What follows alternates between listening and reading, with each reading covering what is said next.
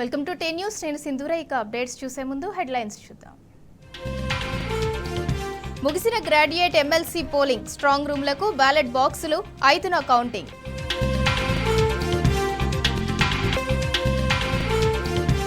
భారీ వర్షాలకు ఒక్కరోజే 14 మంది చనిపోయారు. ప్రతి కుటుంబానికి 10 లక్షల పరిహారం ఇవ్వాలన్న కేటీఆర్. ఇల్లు కూలి కొడుకును కోల్పోయిన కుటుంబానికి కేటీఆర్ అండ. బీఆర్ఎస్ పార్టీ తరపున ఆర్థిక సాయం అందజేత. నా బిడ్డపై ఆరోపణలు నిరూపిస్తే 30 ఎకరాలు ఇచ్చేస్తా. మంత్రి జూపల్లికి సవాల్ విసిరిన శ్రీధర్ రెడ్డి తండ్రి. సోమ్ డిస్టిలరీస్ కాంగ్రెస్ పార్టీకి ఫండింగ్ కంపెనీ, అందుకే బీర్లు అమ్ముకోవటానికి అనుమతించారన్న క్రిషాంక్. ధాన్యం కొనకుండా వేధిస్తున్న కాంగ్రెస్ ప్రభుత్వం, సన్నవడ్లకే బోనస్ ఇస్తే ఎవరికి లాభమన్న ఎమ్మెల్యే సంజయ్. రైట్, డీటెయిల్స్ చూద్దాం. వరంగల్, ఖమ్మం, నల్గొండ గ్రాడ్యుయేట్ ఎమ్మెల్సీ ఉప ఎన్నిక పోలింగ్ ప్రశాంతంగా ముగిసింది. ఇప్పటి వరకు దాదాపు 70% పోలింగ్ నమోదైంది. ఉదయం 8 గంటలకు ప్రారంభమైన పోలింగ్ సాయంత్రం 4 గంటల వరకు కొనసాగింది. సాయంత్రం 4 గంటల వరకు క్యూ లైన్లో ఉన్న వారికి ఓటు వేసేందుకు అవకాశం కల్పించారు.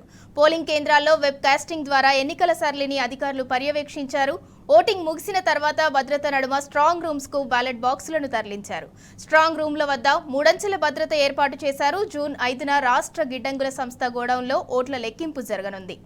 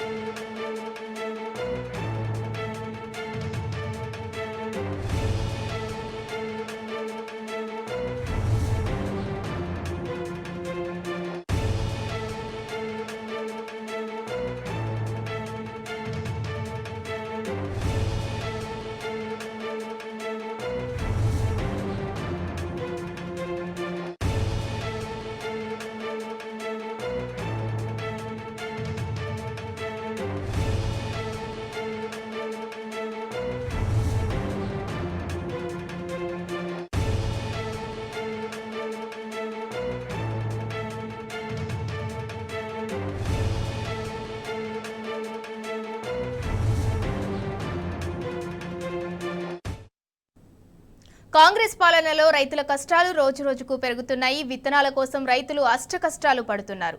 కామారెడ్డి జిల్లా కేంద్రంలోని గాంధీగంజ్లో రైతులు విత్తనాల కోసం ధర్నా చేపట్టారు. ఉదయం 4 గంటల నుంచి జనుము, జీలుగు విత్తనాల కోసం రైతులు పడిగాపులు కాశారు. విత్తనాలు సరిపోను లేకపోవడంతో అధికారులపై రైతులు ఆగ్రహం వ్యక్తం చేశారు. వ్యవసాయ అధికారులు సింగిల్ విండో అధికారులు కుమ్మక్కై కృత్రిమ కొరతను సృష్టిస్తున్నారని రైతులు ఆగ్రహం వ్యక్తం చేశారు. గతంలో ఇలాంటి పరిస్థితి ఉండేది కాదన్న రైతులు అవసరం ఉన్న మేరకు విత్తనాలను, ఎరువులను సప్లై చేసేవారని చెప్పారు. లైన్ తాగుతలేదు పొద్దుగాల నుండి. మళ్ళా పోయినసారి ఎంతుండే 800 ఉండే జీలుగులు, ఇప్పుడు 1120 రూపాయలు ఉంది. 1120 అంటే నువ్వు అర్థం చేసుకో, అంత రేటు పెంచారు. మళ్ళా పోయినసారి ప్రతి మండలం కత్తుండే, ఇట్లా పోయితే తీసుకొని వస్తుండే, ఆకలి బీకలు ఏం లేకుండే కేసీఆర్ ఉన్నప్పుడు. ఇది వచ్చిందంటే మొత్తం సనేసరమే. పొలాలు ఎండిపోయినాయి, ఇండ్లకు నీళ్ళు అత్తలేవు, ఏమి అత్తలేవు. నీళ్ళు తాగదామంటే 2 రోజులు అవి మంజూరు నీళ్లు కూడా అత్తలేవు సరిగా. ఏమైందో ఏం కథనో ఏం ప్రభుత్వమో అర్థమవుతలేదు. ముఖ్యమంత్రి చెప్తున్నాడు రైతు బంద్ చేసినాము, ఎరువులు విత్తనాల కొరత లేదు, రైతులు ఎవరు ఇబ్బంది పడతలేదు, రైతులంతా సంతోషంగా ఉన్నారు అంటారు. మరేమో సంతోషంగా చచ్చిపోతున్నాం ఈడ చూస్తురుగా సార్, చచ్చిపోతున్నాం రైతులం అంటున్నాం. ఇప్పుడు యాసంగి రైతు బందే లేడు, మరి ఆనకాల రైతు బంధు ఎప్పుడు ఎత్తాడుగా? పోనీ అది అన్నాడు. మరి చచ్చిపోయిన వాళ్ళకి రైతు బీమా 5 లక్షలు ఇవ్వాలి కదా. కేసీఆర్ 5 లక్షలు ఇంటికి 8 రోజుల ఆ కొంటేసిండు. ఓళ్ళో మాసం లేని వాళ్ళం ఉంటాము, ఇంటికి పెద్ద దిక్కు లెక్కేసిండు. మరి ఈడ అది కూడా ఎత్తలేడు కదా, ఏం చెప్తుండు? మరి మహిళలకు 2500 వేస్తా అన్నాడు. 18 ఏళ్ళ నిన్న అమ్మాయికి 2500 వేస్తా అకౌంట్ అని ఒప్పుకొని ఎక్కిండు. ₹1 వేసిండు. ఇప్పటికి ₹1 లేదు, ఇది లేదు, రైతు బంధు లేదు, ఇది లేదు, అది లేదు. కాంగ్రెస్ ప్రభుత్వం వచ్చి నుంచి మొత్తం దోపిడీ అయిపోయింది. ఏంటంటే పబ్లిక్ నోరెత్తకుండా ఈ ఏది సొసైటీ ఆఫీస్ వాళ్ళు మొత్తం అంత ఒక్కటై రైతులను మోసం చేస్తారు. మొత్తానికి ఆడ నుంచి ఎన్ని వస్తుందో ఎన్ని పోతుందో దాన్ని మూలకు చెప్తలేరు. ఈ నీళ్ళు కలుపుకొని ఈ నీళ్ళు మాట్లాడుకొని రైతులను లొల్లి పెట్టించి వాళ్ళని చంపేస్తారు గవర్నమెంట్. ఈ వచ్చిన గవర్నమెంట్ ఏ విలేజ్ కి ఆ విలేజ్ పంపిస్తే ఏ గొడవ లేకుండా ఇంతకుముందు అట్లనే పంపి ఇప్పుడు ఈ ప్రభుత్వం నుంచి ఇస్తలేరు. ఈ ప్రభుత్వం వచ్చి నుంచి గోష అయింది. ఇప్పుడు మసాలా అడిగినా గోషనే ఉంది లేదంటాడు, ఇత్తనాలు అడిగినా రాలేవంటారు ఇప్పటికి. మరి ఇదే సీజన్లో మేము ఇత్తనాలు వేయాలి, మరి రాలేవు ఇత్తనాలు, మరి ఎన్నడేసుకోవాలి, మరి మేము ఇంకెన్నడాలి, ఇవరికి వేసేది ఇత్తనాలు. మేము పొద్దున 4:30 వచ్చినాము, ఈ లైన్లో నిల్చున్నామన్నా. ఇప్పుడు మాకు నీళ్ళు లేదు, అన్నం లేదు, ఏం లేదు. ఏమి ఇబ్బంది లేదన్న. మాకు రామారెడ్డికి వస్తుంటే ఆడ తీసుకున్నాం, మాకు ఇబ్బంది లేకుండా తీసుకున్నాం. ఇప్పుడు ఇబ్బంది పడుతున్నాం అన్న. రామారెడ్డిలో ఒక రోజులకే అయిపోతుంది. 450 సంచులు వచ్చింది, ఒక రోజుకి వస్తాడు ఆడ. 2 రోజులు మాకు దొరకలేదు. మేము కామారెడ్డికి వచ్చి ఇబ్బంది పడాల్సి వస్తుంది. ఇప్పుడు రెడ్డి పెట్టి తాండా నుంచి వస్తున్నాను నేను. పొద్దున 4:30 నుంచి ఇప్పుడు 2 అవుతుంది. ఎంతసేపు ఉండాలన్నా? 4 గంటలకు 5:30 వచ్చిన పొద్దున. ఇప్పటిదాకా లైన్ మీద ఇంతకుముందు సంవత్సరం అయితే ఇట్లయితే లేకుండా ఆన్లైన్ సిస్టమ్. ఈసారి కొత్తగా వేసారు ఆన్లైన్ సిస్టమ్ అని. ఇంతమంది వచ్చినాం, పబ్లిక్ ఒక వాటర్ లేదు, ఒక బిస్కెట్ లేదు. ఏమంటారు అధికారులు? అధికారులు అంటే లైన్ పట్టురు అంటారు. వాళ్ళు స్పందిస్తలేరు అధికారులు. Welcome back. కాంగ్రెస్ పాలనలో రైతుల కష్టాలు రోజు రోజుకు పెరుగుతున్నాయి. విత్తనాల కోసం రైతులు అష్టకష్టాలు పడుతున్నారు. పచ్చిరొట్ట విత్తనాల కోసం జగిత్యాల జిల్లాలోని మల్యాల, నూకపెల్లిలో ఉదయం నుంచి రైతులు పడిగాపులు కాస్తున్నారు. క్యూ లైన్లోనే నిలబడలేక ఆధార్ పాస్బుక్లను లైన్లో ఉంచారు.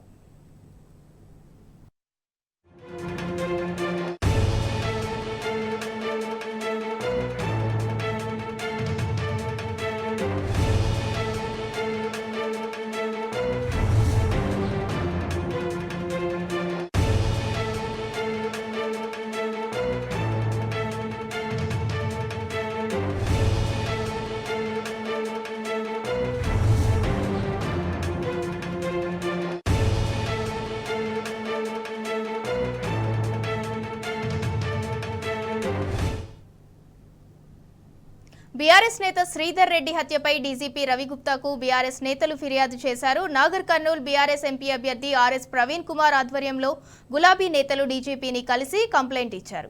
శ్రీధర్ రెడ్డి హంతకులను గుర్తించి కఠినంగా శిక్షించాలని కోరారు. 4 రోజులైనా హంతకులను అరెస్ట్ చేయలేదని వివరించారు. మృతుడు శ్రీధర్ రెడ్డిపై మంత్రి జూపల్లి లేనిపోని నిందలు వేస్తున్నారని గులాబీ నేతలు మండిపడ్డారు. డీజీపీని కలిసిన వారిలో శ్రీధర్ రెడ్డి కుటుంబ సభ్యులతో పాటు మాజీ ఎమ్మెల్యే హర్షవర్ధన్ రెడ్డి, స్థానిక ప్రజాప్రతినిధులు ఉన్నారు. చూడండి మిత్రులారా, ఒక్కసారి ఒక అమాయకుడు, మృదు స్వభావి, పేద ప్రజల కోసం నిరంతరం పనిచేసిన వ్యక్తి, 52 సంవత్సరాలున్న వ్యక్తి లక్ష్మీపల్లిలో గత 4 రోజుల క్రితం చిన్నంబావి మండలం ఘోరంగా హత్యకు గురైన వ్యక్తి. ఆ శ్రీధర్ రెడ్డి గారి నాన్నగారు శేఖర్ రెడ్డి గారు డీజీపీ గారి దగ్గరకు వచ్చారు. వారు డీజీపీ గారితో తన బాధంతా కూడా వెల్లబుచ్చుకున్నారు. మిత్రులారా, మీరు గమనించాలి, తెలంగాణ ప్రజలు కూడా గమనించాలి. హత్య జరిగి 4 రోజులైతుంది ఇప్పటి వరకు. హత్య జరిగిన రోజు ఉదయం శేఖర్ రెడ్డి గారు తన కొడుకు పోయిన దుఃఖంలో ఆయన పోలీసు వాళ్లకు కంప్లైంట్ ఇవ్వడం జరిగింది. ఏమని, నా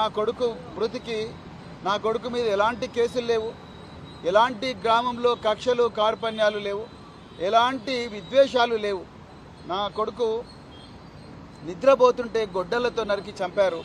నా కొడుకు హత్యకు కారణం జూపల్లి కృష్ణారావు, మినిస్టర్ ఎక్సైజ్, వాళ్ళ మనుషులే అని చెప్పి కంప్లైంట్ ఇచ్చారు.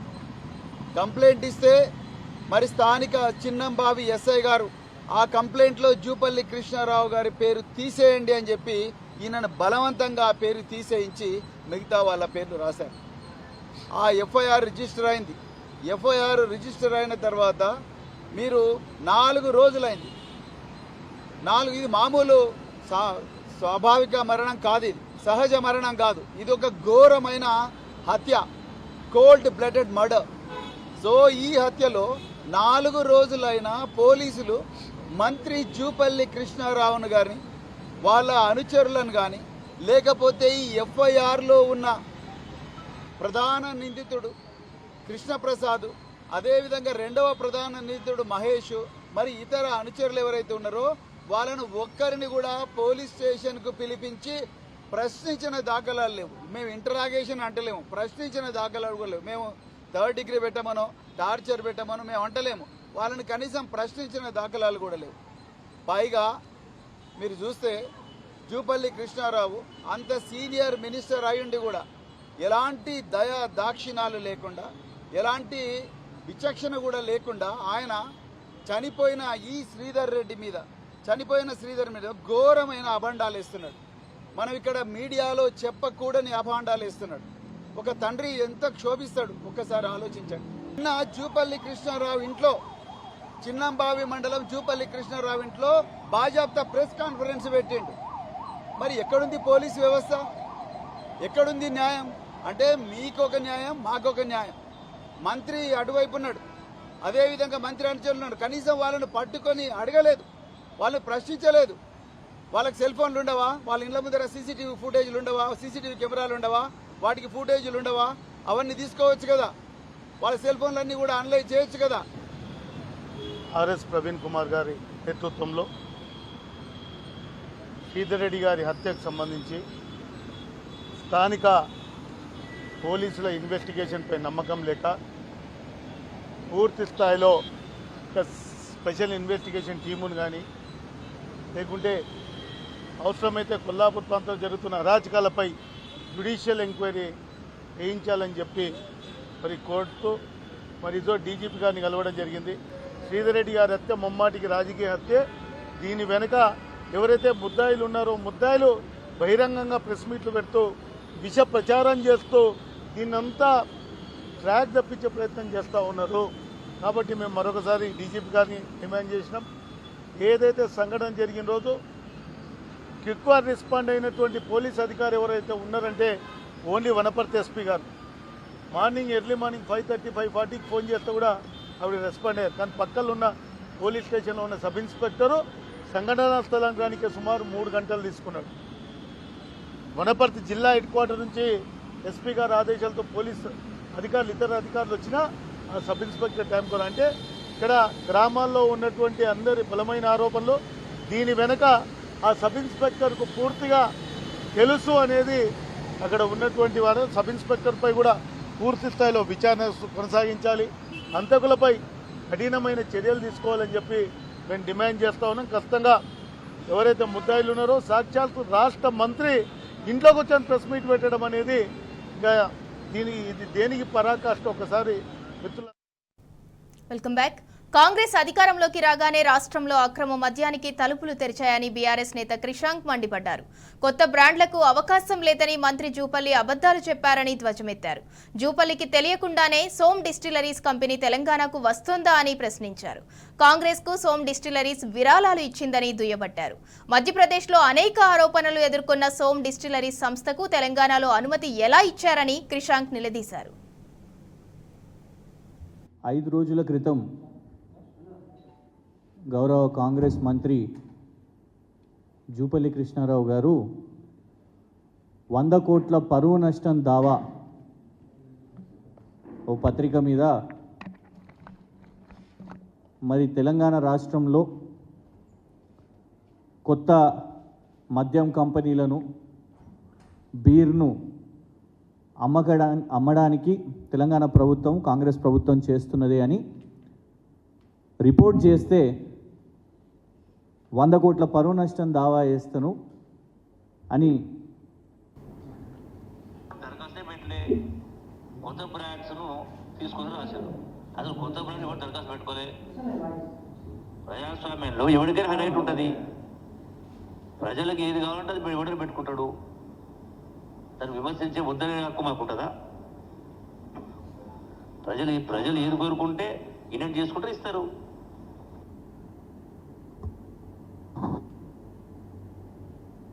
అసలు కొత్త బ్రాండ్సే దరఖాస్తే పెట్టలే. కొత్త బ్రాండ్స్ను తీసుకొని రాశారు. అసలు కొత్త బ్రాండ్ ఎవరు దరఖాస్తు పెట్టుకోలే. ప్రజాస్వామ్యంలో ఎవరికైనా రైట్ ఉంటుంది. ప్రజలకు ఏది కావాలంటే అది ఎవరైనా పెట్టుకుంటాడు. దాన్ని విమర్శించే వద్దనే హక్కు మాకుంటుందా? అసలు కొత్త బ్రాండే ఎవరు దరఖాస్తు చేసుకోలేదు అని చెప్పి 100 కోట్ల పరువు నష్టం దావా వాళ్ళు వేస్తానన్నారు. సోమ్ డిస్టిలరీస్ అనే సంస్థకు తెలంగాణ ప్రభుత్వం ఇక్కడ బియర్ అమ్ముకోవడానికి కొత్త కంపెనీలకు అవకాశం ఇస్తున్నట్టు ఇది వాళ్ళు ప్రకటించడం జరిగింది. ఇవి బులెటిన్ అప్డేట్స్. Keep watching.